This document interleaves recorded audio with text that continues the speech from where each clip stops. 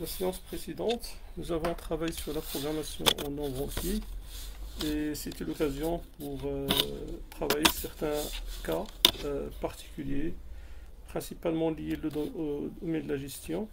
Donc aujourd'hui, on va encore c'est-à-dire avancer davantage dans cette programmation en nombre entier et on verra certaines astuces utilisées pour réussir la modélisation quand il s'agit de la programmation en nombre entier. Alors, ces astuces sont principalement liées à des situations où l'on va utiliser la boucle de si, c'est-à-dire quand il y a c'est-à-dire une condition, d'accord, quand il y a une condition, eh bien, le problème, c'est que la condition, on ne peut pas l'exprimer comme ça dans un modèle parce que le langage machine, il ne va pas lire en tant que condition. Et en plus, c'est-à-dire la machine va toujours considérer cette condition comme étant, soi-disant, notre modèle. C'est-à-dire quand il y a une condition, il n'est plus un modèle linéaire, mais ça devient un modèle non linéaire. Donc, auquel cas, il faut lui réserver encore d'autres techniques de résolution qui sont souvent beaucoup plus complexes que ce que nous avons déjà partagé ensemble par rapport à la programmation en nombre entier. Alors, pour éviter ces boucles,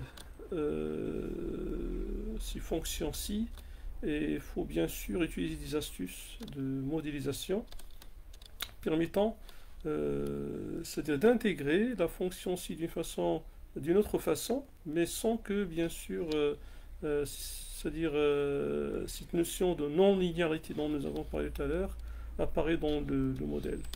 Et c'est dans cette situation où on va utiliser des variables, souvent des variables binaires, pour des raisons techniques, comme je l'ai déjà partagé avec vous la séance précédente. Je dis qu'il y a certaines variables techniques, c'est-à-dire qu'ils ne font pas partie de nos décisionnels, mais qui sont là principalement pour linéariser certaines fonctions logiques, principalement des fonctions basées sur la fonction si. Donc aujourd'hui, on va partager ensemble certaines techniques permettant de faire face, soi-disant, à ces fonctions logiques. Alors, c'est-à-dire on va prendre en considération le même exemple que nous avons déjà partagé ensemble la séance précédente. Dans cet exemple, nous avons dit que nous avons 6 projets, d'accord?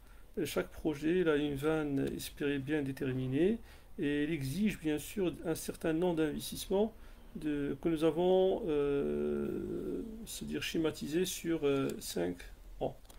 Et la décision, c'était de déterminer quel est le montant que l'on va investir dans chaque projet pour dégager une vanne très intéressante pour l'entreprise.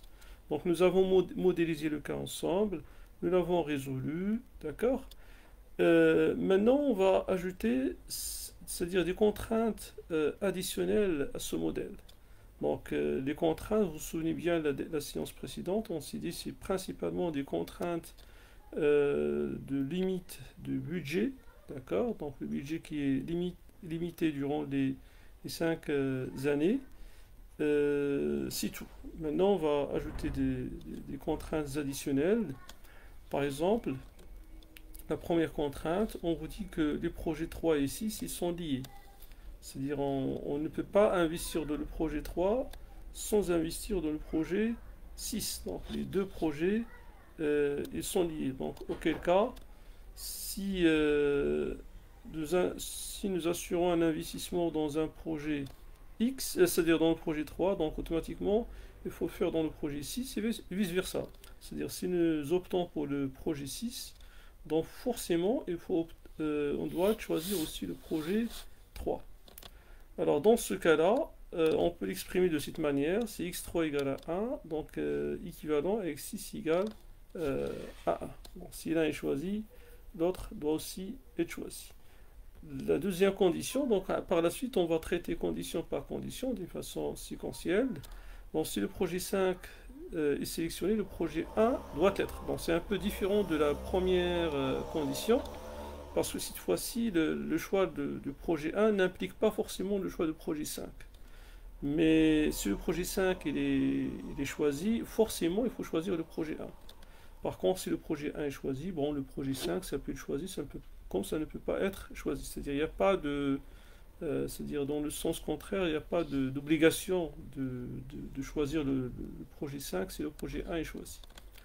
La troisième condition, donc si le projet 2 n'est pas sélectionné, on doit sélectionner le projet 4. Bon, cette fois-ci, c'est un peu différent, c'est un peu contraire, bien différent par rapport au projet, par rapport à la condition 2, parce que cette fois-ci, c'est le fait que le projet 2 ne soit pas choisi qui va nous obliger à choisir le projet 4. Voilà, donc si X2 est choisi, forcément, il n'est pas choisi, donc forcément il faut choisir le projet 4. Alors, pour la condition 4, cette fois-ci, si le projet 1 est choisi, eh bien, il ne faut pas choisir le projet 6. D'accord? Alors, la cinquième condition, il faut choisir le projet 2 si le projet 3 est choisi. Donc, c'est x2 égale à 1, forcément x3 égale à 1. Donc, c'est presque la même chose que la condition 2. Et pour la condition 6, il ne faut pas choisir le projet 2 que si le projet 3 est choisi. Donc, cette fois-ci, c'est-à-dire le projet 2 ne peut être égal à 1 que si le projet 3 est choisi. Sinon, on ne peut pas le choisir. Et puis pour la condition 7, il faut choisir le projet 3 si les projets 5 et 6 sont choisis. D'accord? Et pour la condition 8, il faut choisir le projet 3 si au moins un des projets 5 ou 6 est choisi.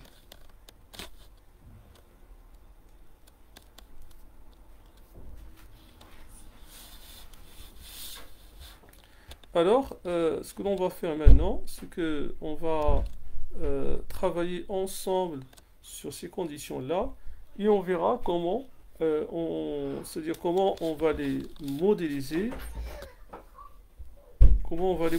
ensemble de telle sorte à ne pas générer, comme je l'ai mentionné déjà auparavant, c'est-à-dire les boucles logiques, parce que si la boucle elle est là, c'est-à-dire si elle est exprimée de la manière suivante, si par exemple projet 1 est choisi, il faut choisir. Dans ce cas, je suis dans une programmation non linéaire, donc on va voir certaines astuces permettant de s'aligner sur la condition logique tout en gardant la linéarité de notre modèle. Bon, je commence par la première condition. Donc la première condition, quand nous l'avons vu ensemble, on s'est dit que si le projet 1 est choisi, donc on choisit le projet 6. Si le projet 3 n'est pas choisi, donc on ne peut pas choisir le projet 6. Donc il y a une équivalence entre les deux projets. Alors si vous avez fait attention, donc si x3 égale à 0, x6 égale à 0, si x3 égale à 1, x6 égale à 1, et vice versa. Donc dans ce cas-là, vous voyez que x3 et x6 ils prennent toujours les mêmes valeurs. Donc dans ce cas-là, c'est pas sourcillé, on va juste dire que x3 il est toujours égal à x6, donc si x3 égale à x6, bon vous voyez, si x3 égale à 0, c'est-à-dire le projet 3 n'est pas choisi, donc forcément le projet 6 n'est pas choisi. Et vice versa, si le projet 6 n'est pas choisi, le projet 3 aussi n'est pas choisi. Par contre, si le projet 3 est choisi, donc x3 égale à 1, donc x6 égale à 1, c'est-à-dire le projet 6 est choisi. De même, si x6 est choisi, ben forcément x3 il est aussi choisi. Donc vous voyez que cette condition, c'est-à-dire cette modélisation x3 égale à x6, qui est une équation linéaire, d'accord, nous rassure la première condition, à savoir l'équivalence entre le projet 3 et le projet 6. Maintenant, on passe à la condition 2. Et bien pour la condition 2, qu'est-ce que nous avons dit? On a dit que si x5 égale à 1, c'est-à-dire si le projet 5 est choisi, il faut choisir le projet 1. Par contre, si le projet 1 est choisi, si le projet 5 n'est pas choisi, x1 est libre. Ça peut prendre 0 comme ça peut prendre 1. C'est ce que nous avons exprimé dans ce tableau-là. Donc si x5 égale à 0, bon, x1 égale à 0 ou bien égale à 1. Si x5 égale à 1, forcément x1 égale à 1. Alors dans ce cas-là, si vous avez fait attention, là, si j'ai 0, et là, de l'autre côté, j'ai 0 ou bien 1. Et là, j'ai 1, et de l'autre côté, j'ai 1. Alors, 0, si vous avez fait attention, il est inférieur ou égal à 0 ou 1, et 1, il est inférieur ou égal à 1. Donc là, on peut exprimer la condition de la manière suivante, en disant que x5, il est tout simplement inférieur à x1, d'accord? Donc, comme ça, si x5 égale à 1, c'est-à-dire si le projet 5 il est choisi, ben x1 ne peut pas prendre la valeur 0, parce que sinon, ça va être une contradiction. J'aurai 1 qui est inférieur à 0. Donc voilà, x1 va être forcément égal à 1, c'est-à-dire le projet 1 il va être choisi. Par contre, si x5 égale à 0, dans ce cas-là, le choix du projet 1, il est libre, c'est-à-dire il peut prendre 0 comme il peut prendre 1. Et comme ça, on est bien aligné sur la condition 2. Maintenant, pour la condition 3, nous avons dit, si le projet 2 n'est pas sélectionné, ben on doit sélectionner le projet 4. Donc si x2 égale à 0, forcément x4 égale à 1. Par contre, si x2 égale à 1, ben x4 il est libre, ça peut prendre 0 comme ça peut prendre 1. Alors cette fois-ci, on ne peut pas dire inférieur ou égal, parce que c'est vrai pour la première condition, mais ce n'est pas vrai pour la deuxième. On ne peut pas dire non plus supérieur ou égal, c'est-à-dire on ne peut pas utiliser l'opérateur de comparaison supérieur ou égal. Pourquoi? Parce que 0 n'est pas supérieur ou égal à 1. Alors cette fois-ci, on va utiliser d'autres astuces basées principalement sur l'addition. D'accord?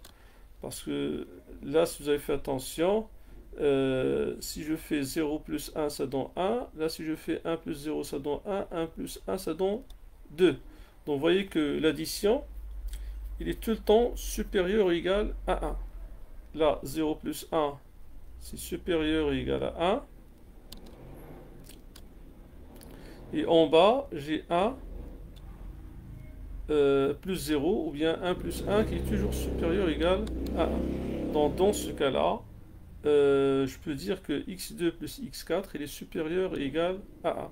Comme ça, si x2 égale à 0, c'est-à-dire si le projet 2 n'est pas choisi, ben, pour que cette condition logique soit faisable, forcément, il faut choisir le projet 1, parce que sinon, s'il n'est pas choisi, j'aurai 0 qui est supérieur ou égal à 1, chose bien sûr qui est contradictoire. Donc, cette condition va nous imposer à ce que si le projet 2 n'est pas choisi, le projet 4 il va être choisi. Par contre, si le projet 2 est choisi, c'est-à-dire x2 égale à 1, eh bien, dans ce cas-là, x4 il est libre, ça il peut prendre 0 ou bien 1, et la condition elle sera bien sûr satisfaite, parce que de toutes les façons, x2 égale à 1. D'accord? Mais si x2 égale à 0, on n'a pas le choix, il faut choisir le projet 4, parce que sinon, s'il n'est pas choisi, j'aurai ici 0 plus 0, ça donne 0, et 0 il n'est pas supérieur ou égal à 1. Vous voyez, donc ça c'est des astuces qui permettent à chaque fois de s'aligner sur les conditions logiques et sont répandues dans la programmation en nombre entier parce que ça permet de linéariser le modèle et par la suite faciliter sa résolution par les solveurs classiques. Passons maintenant à la condition 4. Alors, cette fois-ci, on dit que si le projet 1 est sélectionné, ben, le projet 6, il faut que ça soit égal à 0. Alors, est-ce que je peux utiliser la comparaison? Bon, si j'utilise par exemple l'opérateur inférieur, ça marche ici, mais ça ne marche pas pour la deuxième condition. Si j'utilise l'opérateur supérieur égal, non, ça ne peut pas marcher pour la première condition. Donc là encore, il faut voir la possibilité de l'addition, qu'est-ce que ça peut donner. Donc, si je mets ici 0 plus 0, c'est 0, 0 plus 1, c'est 1, et 1 plus 0, c'est 1. Vous voyez, les valeurs ne dépassent jamais 1. D'accord? C'est-à-dire l'addition, c'est ou bien égal à 0, ou bien égal à 1. Donc, dans ce cas-là, je peux exprimer la condition de la façon suivante. x1 plus x6 qui est inférieur ou égal à 1. Et on peut vérifier. Ben, si x1 égale à 1, d'accord, eh bien, x6 ne peut pas être égal à 1. Parce que s'il est égal à 1, j'aurai 1 plus 1 égale à 2, inférieur ou égal à 1, ça n'a pas de sens. Donc x6 va être forcé à être égal à 0. Par contre, si x1 égale à 0, ben x6 il est libre, il peut prendre 0 comme il peut prendre 1. Voilà, donc j'espère que vous commencez à se familiariser avec avec ces techniques de modélisation. De toute façon, il y en a à gogo, à un certain moment, il faut avoir un peu l'esprit, c'est-à-dire aligné sur ces techniques-là pour que vous pouvez vous-même inventer à chaque fois, c'est-à-dire ces astuces-là, selon les situations que vous allez confronter. Parce que ce que je présente, ce n'est pas une liste exhaustive, c'est juste quelques exemples, d'accord, mais après, le champ, il est libre. Vous pouvez bien sûr imaginer autant de conditions que vous voulez, mais l'essentiel, quelle que soit la condition que l'on va challenger que nous aurons dans la réalité, ben, il faut bien sûr challenger cette condition en ayant, c'est-à-dire cette faculté de la rendre linéaire et de l'exprimer dans un modèle. Ok. Maintenant, la condition 5. Pour la condition 5, on dit qu'il faut choisir l'activité 2, bien le projet 2, c'est le projet 3 est choisi. Alors là encore, on peut toujours commencer par la méthode la plus simple, l'opérateur.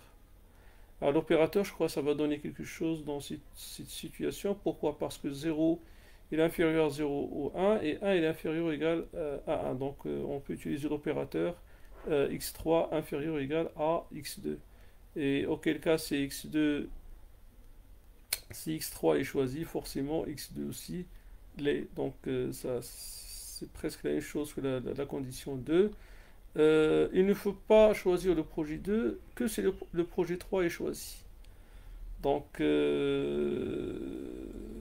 ne faut choisir le projet 2 que si le projet 3 est choisi. Voilà, donc comment on va exprimer ça?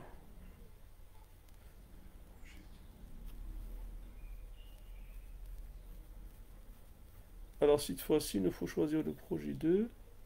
Donc que c'est si le projet 3 est choisi. Mais si le projet 3 n'est pas choisi, donc on ne peut pas choisir le projet 2. D'accord. Donc voilà, donc cette condition, il dit qu'il ne faut choisir le projet 2 que si le projet 3 est choisi. Donc dans ce cas-là, si le projet 3 n'est pas choisi, donc on ne peut pas choisir le projet 2, c'est systématique. Par contre, si le projet 2, alors là, je crois qu'il y a un petit souci. Il nous faut choisir le projet 2, que si le projet 3 est choisi.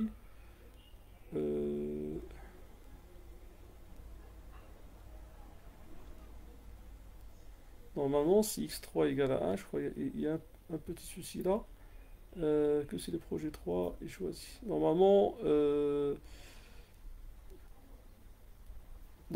là, c'est pas 0, 1, c'est que si le projet 3 est choisi. Donc, si le projet 3 est choisi, x2 égale à 1. Normalement, x2 égale à 1. Par contre, si le projet... ok. Normalement, c'est inversé. C'est inversé. Normalement, on devait avoir 0 ou 1 de l'autre côté. Donc, et auquel cas, x2, donc s'il est égal... je crois que l'opérateur... Non, ça va être l'inverse de tout à l'heure, parce que l'opérateur 0 inférieur à 0, non, l'opérateur supérieur, donc on va dire que x2 est supérieur à x3. Donc tout à l'heure c'était x3 inférieur ou égal à x2, cette fois-ci c'est x2 qui est supérieur ou égal à... qui est supérieur, qui est inférieur ou égal à x3. x2 est inférieur ou égal à x3. Donc c'est le contraire de tout à l'heure. Tout à l'heure c'était x3 inférieur à x2. Cette fois-ci c'est x2 qui est inférieur ou égal à x3. Donc comme je l'ai mentionné, là il y a une erreur. D'accord. Bon, normalement, là on devait avoir 1, 1 et c'est là on devait avoir 0 au 1. sais pas si je peux rectifier ça tout de suite. Voilà.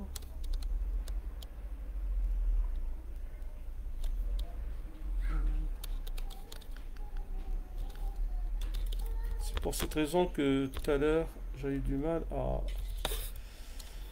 expliquer le cas. Bon, voilà. Donc, il nous faut choisir le projet 2, que si le projet 3 est choisi. Par contre, si le projet 2 n'est pas choisi, x3 peut prendre 0 ou... Ah, maintenant, c'est logique.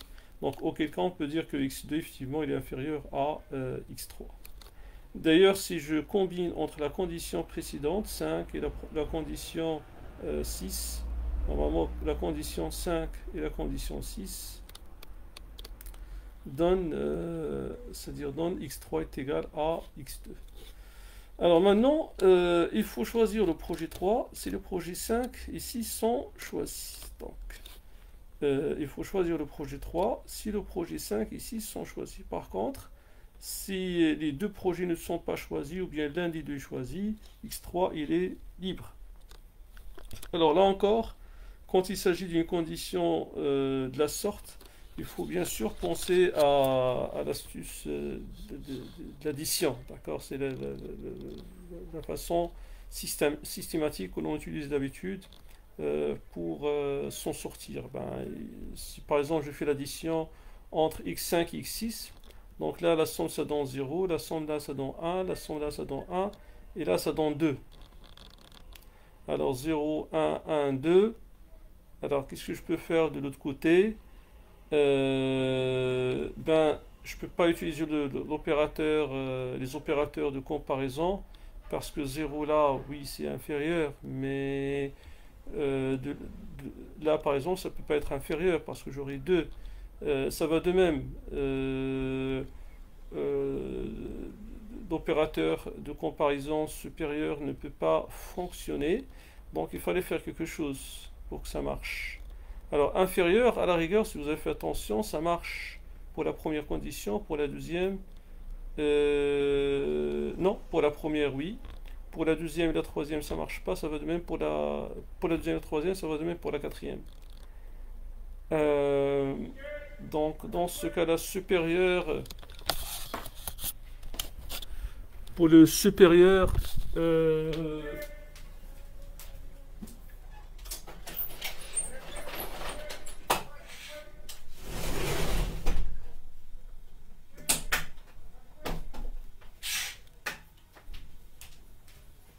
alors je m'excuse. Alors pour l'opérateur supérieur, ça va de même, ça ne peut pas tout le temps marcher. En plus, quand c'est 5 et 6 qui vont entraîner x3, l'idéal normalement c'est d'utiliser l'opérateur de comparaison inférieur. Alors maintenant, quoi faire? Quoi faire pour s'aligner sur cette condition? Il faut, comme on vient de le dire, il faut chercher quelques tics permettant de tricks permettant d'aligner la condition, c'est-à-dire de l'équation, bien de la contrainte sur la condition 7. Alors, 0 plus 0, c'est 0, 0 plus 1, c'est 1, 1 plus 0, c'est 1, plus 1, c'est 2. Cette fois-ci, on peut par exemple multiplier x3 fois par exemple 2, ou bien rajouter un chiffre, additionner un chiffre pour x3. Alors si je multiplie fois 2, à la rigueur, ça marche à ce niveau-là. C'est-à-dire que effectivement, x5 plus x6 est inférieur à 2 fois x3. Oui.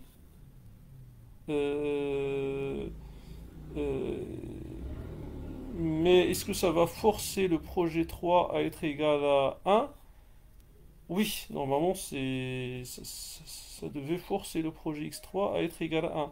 Parce que si je dis x5 plus x6 est inférieur à 2 fois x3, eh bien, si x5 égale à 1, si x6 égale à 1, donc forcément x3 doit être égal à 1. Mais si x5 égale à 0, bien x6 égale à 1, qu'est-ce que j'aurai? 0 plus 1, 1 plus 0.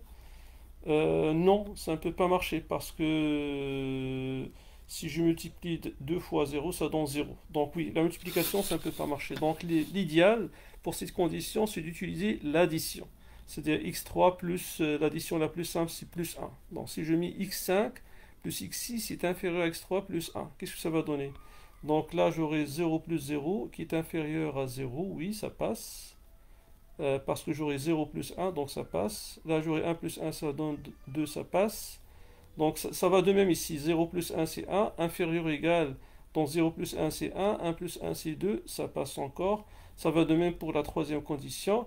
Et ça passe aussi pour la quatrième condition parce que j'aurai 1 plus 1 égale à 2 qui est inférieur à 1 plus 1 qui est égal à 2. Oui, donc on peut dire effectivement x5 plus x6 est inférieur à x3 plus 1.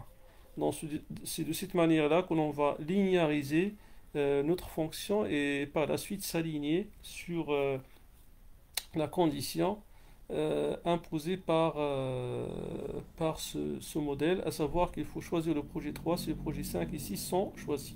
Alors on peut lire de la contrainte, si x5 égale à 1, x6 égale à 1, donc 1 plus 1 ça donne 2. Donc dans ce cas-là, x3 doit être forcément être égal à 1. Ça ne peut pas prendre la valeur 0, parce que sinon j'aurai 2 qui est inférieur ou égal à 1. Voilà. Par contre, dans les autres configurations, x3 reste libre, parce que j'aurai 0 plus 1, ou 1 plus 0, ou bien 0 plus 0, inférieur. Donc puisqu'il y a ici 1, donc x3, ça peut prendre 0 comme ça peut prendre 1. Alors la dernière condition, qu'est-ce qu'il dit? Il faut choisir le projet 3 si au moins, cette fois-ci c'est au moins, c'est plus, c'est au moins un des projets 5 ici si choisi. Donc si x5 ou bien x6 égale à 1, forcément x3 égale à 1. Par contre, si les deux sont égaux à 0, si les deux projets ne sont pas choisis, ben x3 ça peut être choisi comme ça ne peut pas être choisi. Alors cette fois-ci, je crois que l'astuce de multiplier la variable fois 2, comme on l'a mentionné tout à l'heure, ça devait normalement marcher parce que j'aurai ici 1 plus 1 c'est 2, donc forcément x3 doit être égal à 1, j'aurai 2 fois x3, x3 ne peut pas prendre la valeur 0. Là j'aurai 1 plus 0 c'est 1, donc inférieur à 2 fois x3, donc x3 ne peut pas prendre 0, donc forcément va être égal à 1. Et comme ça, j'aurai 1 plus 0 qui est inférieur ou égal à 2. Parce que si c'est égal à 0, j'aurai 1 qui est inférieur à 0. Ça n'a pas de sens. Donc voilà, je crois que là, on peut s'en sortir avec cette condition. x5 plus x6 est inférieur ou égal à 2x3. D'accord? Et auquel cas, si l'un des projets est choisi, x5 ou bien x6, ben forcément, x3 il est choisi. Ça ne peut pas prendre la valeur 0 parce que sinon, j'aurai 1 ou bien 2 qui est inférieur à 0 et ça n'a pas de sens. Par contre, si les deux projets ne sont pas choisis, ben, x3 dans ce cas-là, il est libre, ça peut prendre la valeur 0 comme ça peut prendre la valeur 1. Donc j'espère que via ces 8 conditions, vous commencez un petit peu à se familiariser avec cette manière de linéariser des conditions logiques si, et comme j'ai mentionné, en faisant de telles linéarisations, ça rend votre problème simple en termes de résolution et auquel cas vous pouvez le résoudre avec Excel ou bien n'importe quel logiciel. Mais sinon, si vous gardez la boucle si bien sur un tableur Excel, vous allez voir que automatiquement le solver va vous dire que les conditions de la linéarité ne sont pas satisfaites dans votre modèle et auquel cas il faut aller vers c'est-à-dire la résolution non linéaire. Comme je l'ai mentionné, ce type de résolution c'est un peu compliqué par rapport à la résolution linéaire. Donc je vous suggère, je vous préconise toujours de linéariser vos fonctions en utilisant ce genre d'astuce, d'accord, pour que vous puissiez bien sûr s'aligner sur les situations que vous allez confronter dans la réalité. Ok. Donc voilà pour cette partie. J'espère que le message est bien transmis. De toute façon, on aura l'occasion de voir d'autres astuces au fur et à mesure que nous avançons dans cette programmation en nombre entier. Alors maintenant, toujours dans le cas de la modélisation en nombre entier, il y a une catégorie très classique que l'on confronte souvent dans la réalité, des modèles en nombre entier qu'on appelle les modèles basés sur des coûts fixes. Alors, ça veut dire un coût fixe. Ça signifie que tout simplement, je suis dans une situation où j'ai une ressource, où je dois faire un investissement, et cette ressource par la suite, que je l'utilise ou je ne l'utilise pas, d'accord, Donc, j'ai déjà consommé ce qu'on appelle son coût fixe. Pour vous simplifier la chose, vous avez acheté par exemple un camion, d'accord? Donc, un camion, si vous l'utilisez normalement, si vous commencez à l'exploiter, à transporter de la marchandise, etc., vous avez ce qu'on appelle des charges variables qui sont proportionnelles à l'exploitation de ce camion, à savoir la consommation du carburant, l'usure par exemple des pneus, je sais pas, la vidange. Donc il y a énormément de soi-disant de coûts variables qui sont proportionnels, c'est-à-dire à l'utilisation de ce bien. C'est-à-dire s'il est utilisé automatiquement, des coûts variables commencent à surgir. Par contre, si le bien n'est pas utilisé, ben, il n'y a pas de coût variable. Si le bien il est immobilisé, le camion il est immobilisé, ça ne consomme pas de pneus, ça ne consomme pas de carburant. Donc voilà. Par contre, les coûts fixes, ils sont toujours là. Parce que quand je l'ai acheté, je sais pas, par exemple, à 1 million dirhams. Après, j'ai dit, je vais l'amortir sur 10 ans, par exemple, bien sûr 5 ans. Donc, si je l'amortis sur 5 ans, ça va me coûter 200 000 dirhams annuels, d'une façon linéaire. Bon, peu importe la méthode d'amortissement, mais si je simplifie, si je fais un amortissement, par exemple, linéaire, eh bien, 200 000 dirhams annuels, c'est un coût fixe. C'est-à-dire, le bien, il est immobilisé ou bien il est exploité. Il y a toujours un coût fixe de 200 000 dirhams. D'autres exemples, j'ai choisi, même, c'est-à-dire chez vous à la maison, vous avez des réfrigérateurs, vous avez des machines à laver, etc. Donc tous ces équipements, ils ont un coût fixe. Le coût fixe est lié à l'achat d'équipements, mais par la suite, ils génèrent des coûts variables.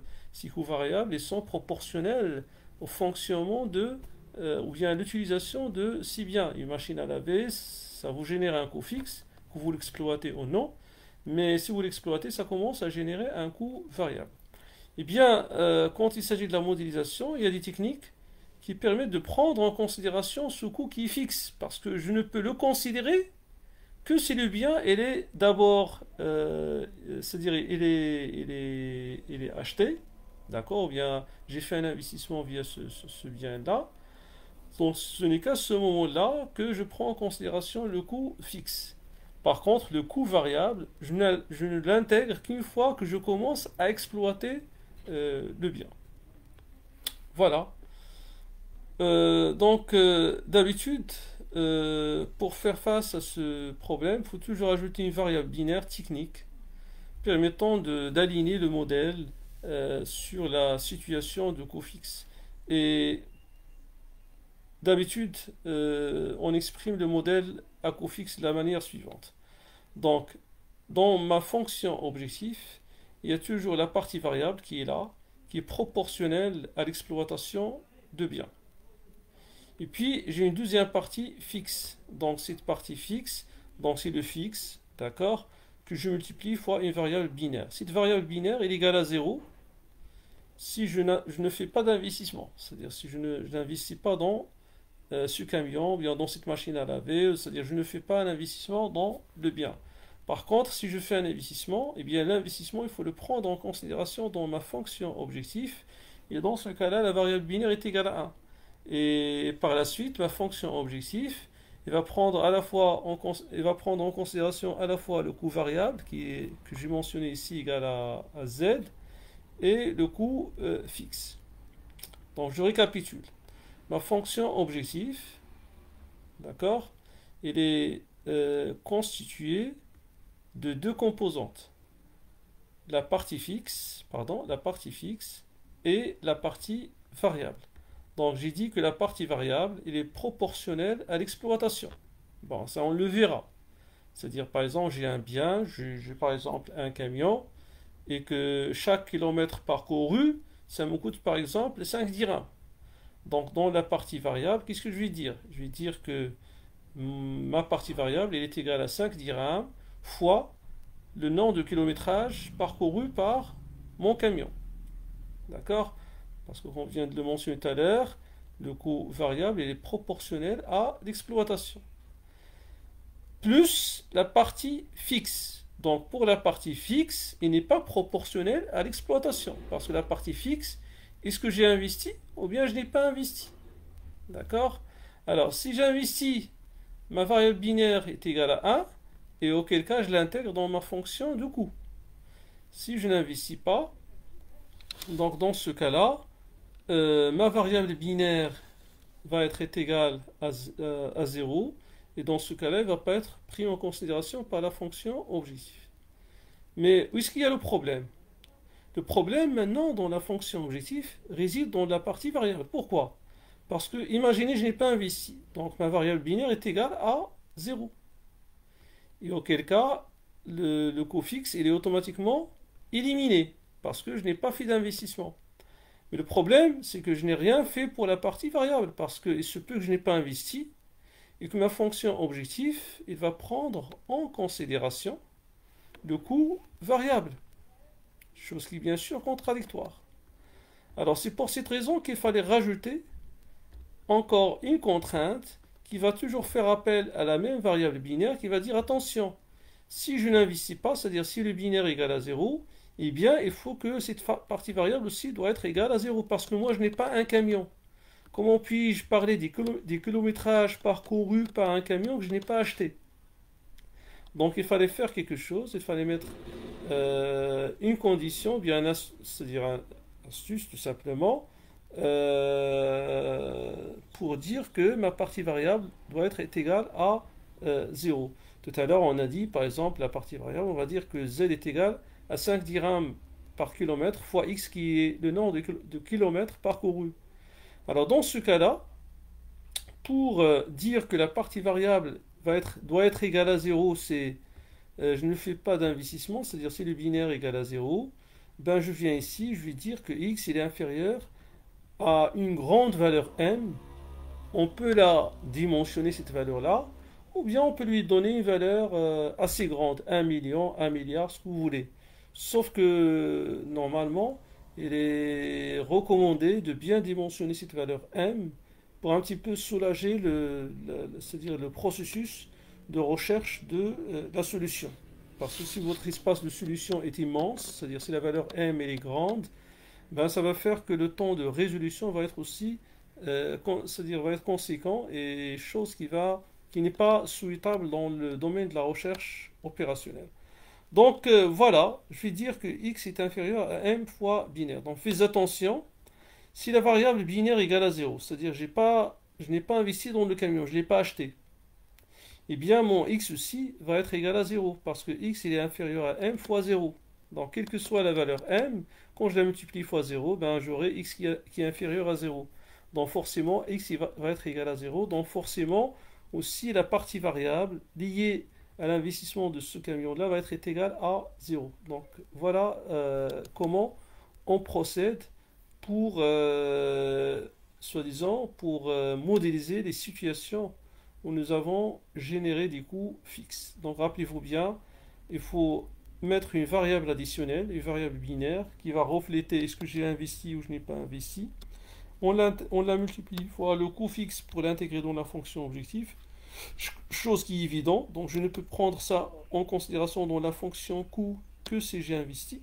Mais en même temps, il fallait mettre c'est-à-dire une contrainte c'est-à-dire, qui va rendre le coût variable égal à 0 si je ne fais pas d'investissement, chose que l'on a fait ici. Donc si je ne fais pas d'investissement, si je n'achète pas de camion, donc ça signifie que je n'ai pas parcouru des kilométrages, chose qui est évidente. Donc je vais utiliser cette fonction-là, cette contrainte x inférieure à m fois binaire. Donc si binaire égale à 0, forcément x égale à 0. Si binaire égale à 1, c'est-à-dire si l'investissement il est là, ben ça signifie que je commence à exploiter et x il est libéré. Pourquoi? Parce que x va être inférieur à une grande valeur m. Donc il peut prendre 10, 20, 30, 100, 1000. Dans ce cas-là, c'est au modèle de chercher quelle est la valeur de x qui va rendre ma fonction de coût optimale. Alors là, on va essayer de travailler un cas très connu dans la littérature qui s'appelle cas Rinty. Bon, il s'agit d'une entreprise dans le domaine de la confection qui fabrique 3 types de produits. Alors, chaque type de produit nécessite un investissement dans une machine spécifique. Donc si je veux fabriquer un produit, forcément il faut acheter cette machine-là. Si je prends la décision de ne pas produire ce produit-là, ben, je ne suis pas forcé d'acheter la machine. Alors ces investissements ils vont générer bien sûr des coûts fixes liés à l'investissement. Mais en parallèle, il y a aussi ce qu'on appelle il y a aussi des coûts variables. Des coûts variables liés bien sûr à la consommation de l'énergie, ça peut être le coût de la main-d'œuvre, d'accord? Donc il y a des coûts variables associés aussi à la production de ces produits-là. Et ces coûts variables, on ne va pas les prendre en considération si je n'investis pas dans la machine liée à un produit bien déterminé. Donc c'est systématique, comme on l'a expliqué tout à l'heure. Alors, et en même temps, c'est des produits qui consomment des heures de travail et des tissus, d'accord? On cherche à décider sur la quantité de chaque produit à lancer et en même temps sur le choix d'investissement, c'est-à-dire quelles sont les machines sur lesquelles on doit investir. Alors, je vais présenter les données dans le tableau. Voilà, donc les trois produits P1, P2, P3, Shirt, Shorts and Pants. Donc, pour ces trois produits, si je prends par exemple le premier produit, c'est-à-dire le produit 1, il consomme 3 heures de la main-d'œuvre, 4 mètres carrés de tissu, d'accord? Le prix de vente du produit, c'est 12 unités monétaires. Le coût variable qu'il génère, c'est 6 unités monétaires. Et en même temps, le coût fixe, c'est-à-dire lié à l'investissement dans la machine qui va produire le produit Schutz, il est de 200. Donc, comme on l'a mentionné tout à l'heure, si normalement j'investis dans la machine, pas de problème, je vais prendre son coût fixe en considération. Sinon, je ne peux pas prendre son coût fixe en considération. Alors, cette fois-ci, la décision, comme ça a été mentionné, il s'agit d'abord de trois variables décision additionnelles que nous avons mentionnées tout à l'heure, qui sont liées à l'investissement dans les machines.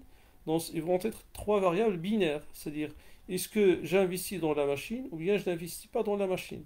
Donc je vais avoir une variable binaire associée à la machine qui va fabriquer les shorts, une variable binaire associée à la machine qui va fabriquer les shorts, et des variables binaires qui sont associées à la machine qui va fabriquer les pantalons, ou bien les pants. Et en même temps, nous aurons des variables de décision liées à la quantité à fabriquer de produit 1, de produit 2 et produit 3. Donc vous voyez, ça vous rappelle le premier exemple que nous avons travaillé dans le cadre de cette séquence de recherche opérationnelle. Sauf cette fois-ci, on a ajouté c'est-à-dire une contrainte de plus ou bien une difficulté de plus liée principalement au fait que aller produire un produit bien déterminé, ça nécessite un investissement dans une machine. Voilà. Alors, donc j'aurai 6 variables de décision, 3 variables binaires liées à l'investissement et 3 variables liées au nombre de produits 1, nombre de produits 2, nombre de produits 3 soi-disant à fabriquer. Alors on commence par la fonction économique ou bien la fonction objectif. Alors cette fois-ci notre objectif est de maximiser le profit, donc il faut bien sûr définir le profit. Alors, pour nous, le gain, c'est quoi en fin de compte? Le gain, c'est bien sûr le chiffre d'affaires moins les charges. Donc, on s'est dit que la vente unitaire, ça nous rapporte 12 unités monétaires. Donc, dans ce cas-là, on va dire que le chiffre d'affaires lié à la vente du produit 1, c'est 12. 12 multiplié fois le nombre de produits 1. Donc, si on appelle le nombre de produits 1 x1 par exemple, donc ça va être 12 fois x1 plus 8 fois x2, plus 15 fois x3. Moins les charges. Alors, les charges que nous avons des charges variables et nous avons des charges fixes. Alors, chaque produit 1, il induit 6 unités monétaires de charges variables. Donc, si je produis x produit 1, donc dans ce cas-là, j'aurai 6 fois x. Donc, dans ce cas-là, on peut dire que nous avons 12 fois x moins 6 fois x. Ou bien 12 moins 6 fois x, c'est-à-dire 6x1. Là, ça va de même, 4x2, et là, ça va être 15 moins 8, donc ça va donner normalement 7x3. D'accord? Donc, c'est le chiffre d'affaires moins les charges variables, moins les charges fixes. Sauf que les charges fixes, ils ne sont pas proportionnels au nombre d'unités P1 parce que c'est une seule machine qui va fabriquer tous les produits P1. D'accord? Donc nous avons une seule charge fixe, nous n'avons pas plusieurs charges fixes. Ce n'est pas une charge fixe unitaire, c'est une charge fixe liée à l'investissement dans la machine. Donc on va utiliser l'astuce que nous avons mentionnée tout à l'heure, c'est-à-dire on va multiplier de 100 fois la variable binaire, on va l'appeler bin1, 150 fois bin2 et 100 fois bin3. Comme ça, si j'achète la machine, les 200 unités monétaires sont prises en considération. Si je n'achète pas la machine, eh bien les 200 unités monétaires ne sont pas prises en considération. Donc, auquel cas, ma fonction de profit, ça va être tout simplement 4, 6x1 moins 200 bin1, plus 4x2 moins 150 bin2, plus 7x3 moins 100 bin3. D'accord? Donc ça, c'est ma fonction de profit qui est tout simplement le chiffre d'affaires moins les charges issues du lancement de la production des produits P1, P2 et P3. Maintenant, pour les contraintes, eh bien, il y a déjà des contraintes liées c'est-à-dire à la main-d'œuvre et à la consommation de tissu. On verra parce que la main-d'œuvre, on est limité dans le nombre d'heures. Dans ce cas-là, ça va être 3x1 plus 2x2 plus 6x3. Il est inférieur au nombre d'heures de disponibilité. Donc c'est exactement ce que nous avons déjà travaillé dans le premier problème dans le cycle recherche opérationnelle. Ça va de même pour la consommation de tissu. Donc ça va être 4x1 plus 3x2 plus 4x3 qui est inférieur, c'est-à-dire au tissu disponible dans le stock. D'accord? Mais nous l'avons mentionné tout à l'heure, on s'est dit attention, si je ne fais pas quelque chose pour les charges variables, donc je risque à lancer un certain nombre de produits à fabriquer alors que je n'ai pas investi dans la machine. C'est tout à fait évident. Pour la variable machine, c'est-à-dire pour la variable binaire, votre modèle de recherche opérationnelle il va automatiquement donner à toutes les variables binaires égales à 0 pour réduire les charges liées au coût fixe. Et en même temps, il va vous préconiser de produire pour augmenter le chiffre d'affaires, chose qui est contradictoire. C'est-à-dire, il va me dire, tu vas produire alors qu'il n'a pas pris la décision d'investir dans la machine. Donc, pour éviter cette contradiction, comme on l'a mentionné tout à l'heure, il faut rajouter la fameuse x inférieure à m fois une variable fois la variable binaire. Donc, c'est ce qu'on va dire ici. On va dire que x1, il est inférieur à m fois bin1, x2 inférieur à une valeur grand M fois bin2, x3 est inférieur à une grande valeur M fois bin3. Et comme ça, on ne peut produire un produit que si j'investis dans la machine correspondante. Bon, j'espère que le message est bien transmis, qu'il n'y a pas de difficulté, mais l'essentiel, c'est juste pour s'aligner sur le modèle que nous avons mentionné tout à l'heure, c'est-à-dire là je rajoute l'investissement de coût fixe et là je régule pour éviter à ce que l'entreprise Rindy ou bien le modèle qui va générer le cas de l'entreprise Rindy ne me préconise pas d'aller investir, d'aller produire un produit dont la machine n'est pas disponible. De toute façon, c'est ce qu'il va faire systématiquement. Parce que comme il cherche à optimiser, à minimiser le coût, ben, soyez sûr et certain que toutes les variables binaires vont prendre la valeur 0.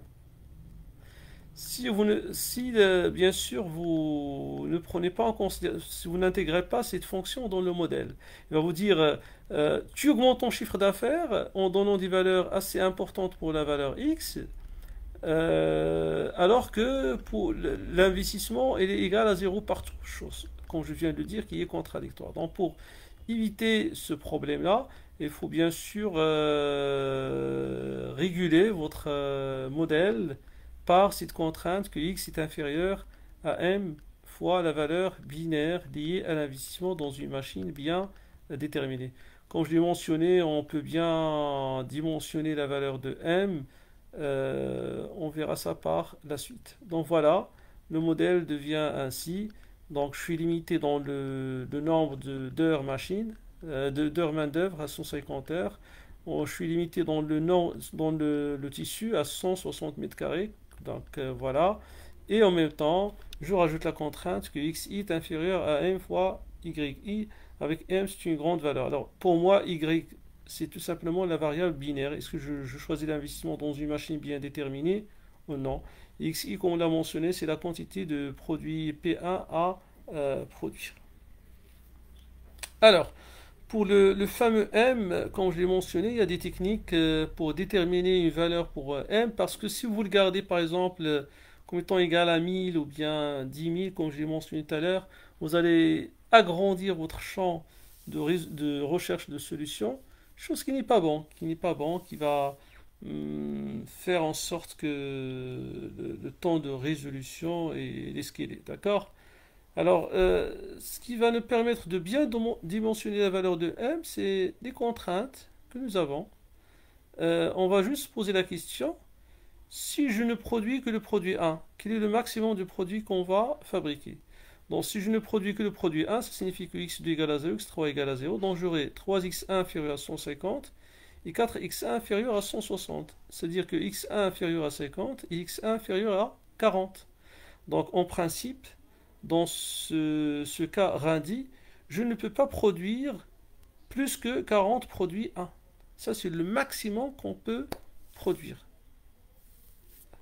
C'est-à-dire, si je suppose que je ne produis que le produit 1, donc x2 égale à 0, x3 égale à 0, donc vous aurez 3x1 inférieur à 150 et 4x1 inférieur à 160.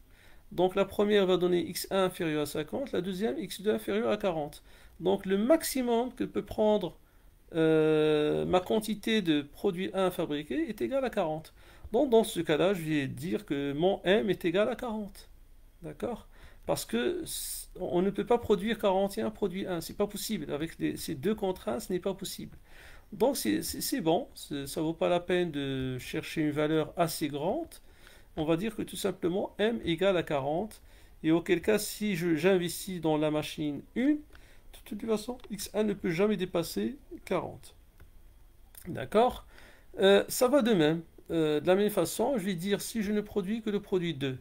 Donc, dans ce cas-là, vous aurez 2x2 inférieur à 150, 3x2 inférieur à 160, donc x2 inférieur à 75, x2 inférieur à donc 160 sur 3, ça fait 5, 53. Donc x2 inférieur à 53. Donc le m, je lui ai donné la valeur 53, parce que de toutes les façons, ça ne peut jamais dépasser 53. Donc M2 est égal à 53. Et pour M3, la même chose. J'ai X3 inférieur à 150 sur 6, ça fait 25. Oui. Et là, X3 inférieur à 40. Donc M3 ne peut pas prendre plus que 25. Donc voilà. Au lieu de se contenter d'une valeur M standard assez grande, on va mettre carrément des valeurs M personnalisées. Donc pour la première contrainte, on va dire M égale à 40. Pour la deuxième, M, nous avons dit égal à 53. Pour la troisième, M est égal à 25. Donc de cette façon-là, on va un peu soulager le processus de recherche de la solution pour le programme. Donc voilà, x1, x2, x3, ce sont des entiers. Y1, Y2, Y3, ce sont des binaires. Donc c'est un modèle en nombre entier pur. D'accord?